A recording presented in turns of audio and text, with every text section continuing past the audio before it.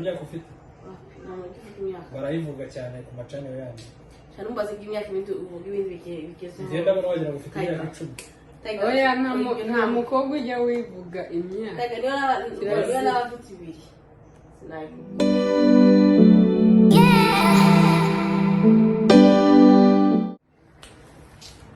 Hi guys, this is SS TV. Kuko bisanzwe muri kumwe na Taiga. Turi kumwe n'abatumirwa babiri aha ngaha babibwira. urakoze cyane Taiga we tukwibwire nyine tubibwire nitwa Amahoro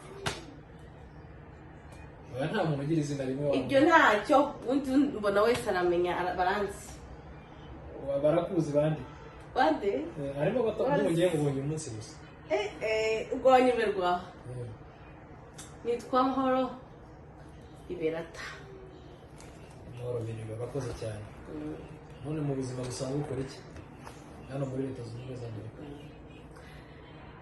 muri hano se muri Leta Zunze Ubumwe akazi n'ufite akazi ndakora Bakora. Biza neza cyane. Turi kumwe n'undi nanone mutumirwa uri hano hafi. Nawe ashobora kwibwira abakunzi ba SSTV. murakoze najya nkuko mubimenyereye ni Olive murakoze Nawe ufite izina rimwe nk'uko mugenzi wawe atubwiye ko nawe ari Mahoro gusa nawe ni Olive gusa. oya nitwa Mukashyaka Olive Mukashya afite izina ryiza cyane. murakoze cyane Mahoro we ufite izina rimwe gusa wagira ngo nawe Liberata Liberata.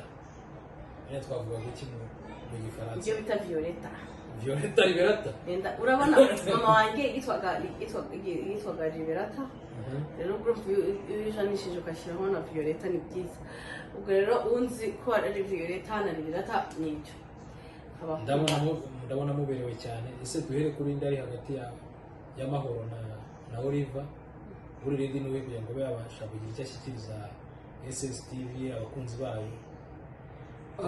twese twiyaje twiteguye ushakahera kuri Mahoro ushakameraho. Ikibazo nagira mbaze Mahoro dore ko ari we mukuru ni mukuru cyane yo mutoya ntabwo namenya ufite imyaka ingahe se Mahoro? namufite imyaka Nta myaka ufite ntabwo gifite imyaka barayivuga cyane ku macaniro yanyu cyane umbaze imyaka ibindi uvuga ibindi bigeze ngenda mbona wagira ngo ufite imyaka 10 oya nta mukobwa ujya wivuga imyaka Taiga niyo n'abafite ibiri sinayikubwira reka ngiye singa bwanjye ubwira imyaka yawe. okay Ufite imyaka 22 naho wowe nawe ngiye singa njye mfite imyaka 17 turagushimye cyane urwenya duhaye.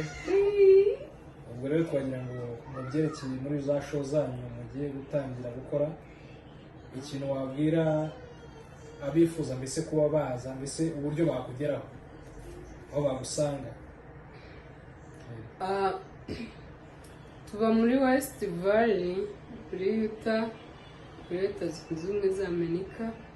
Yego. So ukeneye ufite impano ugakenera kutugana turaza gushyiraho nimero na aderese ahantu mwadusanga. Murakoze. None ko muri hano turimo gukora ikiganiro hano hantu wababwira ko ari hehe abantu kugira ngo mbese niho hantu ibiganiro bizabikomeza kubera ayicaye ntabwo muhise ntabwo twahisemo hano tuzajya dukorera ahatandukanye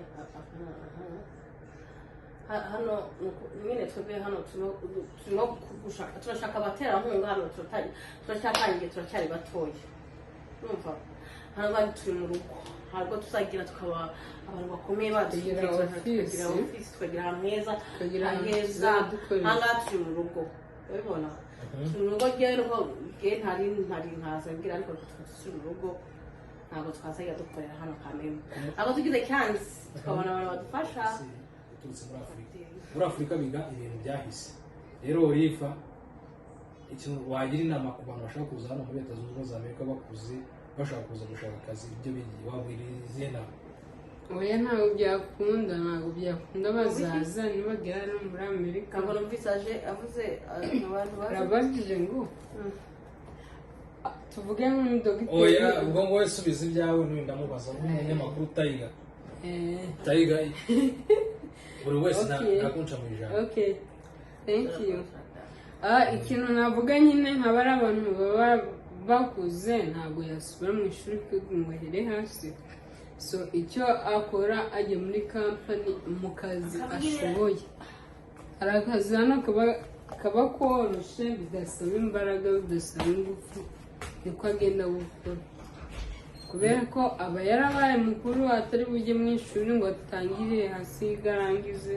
So rero biba bigoye agenda muri kampani akazi koroshe. ubwo muri makeya twavuga ko buri muntu wese bamushakira akazi gahuye n'ubushobozi n'imbaraga. urakoze cyane.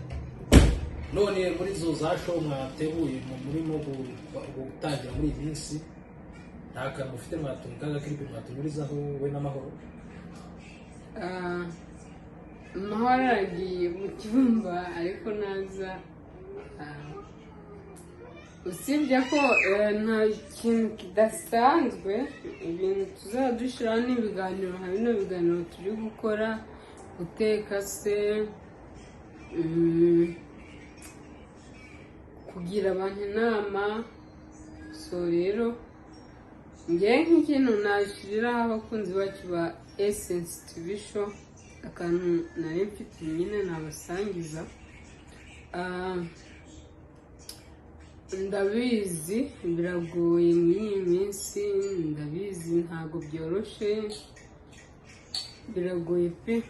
biragoye kuba wenda kuba inyangamugayo.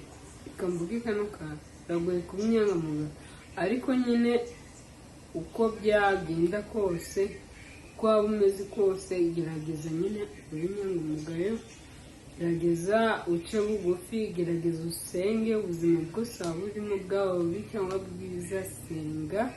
Uyu munsi biba bimeze nabi ejo bikamera neza. Asenze Imana ibintu byose birashoboka. urakoze cyane. rero nk'uko dusoza ikiganiro amasaha arakuze nawe ndashaka kuba nitegura kuba najya mu kazi kandi nawe nuko sinzi niba ufite wofu umeze gute? Ejo ndakora. ejo uzakora birumvikana ko nawe ugomba kwitegura akazi. Niki wabwira abantu ndagira ngo abateganya mbese kuba bakubona gute wabaha nomero yawe? Nimero yanjye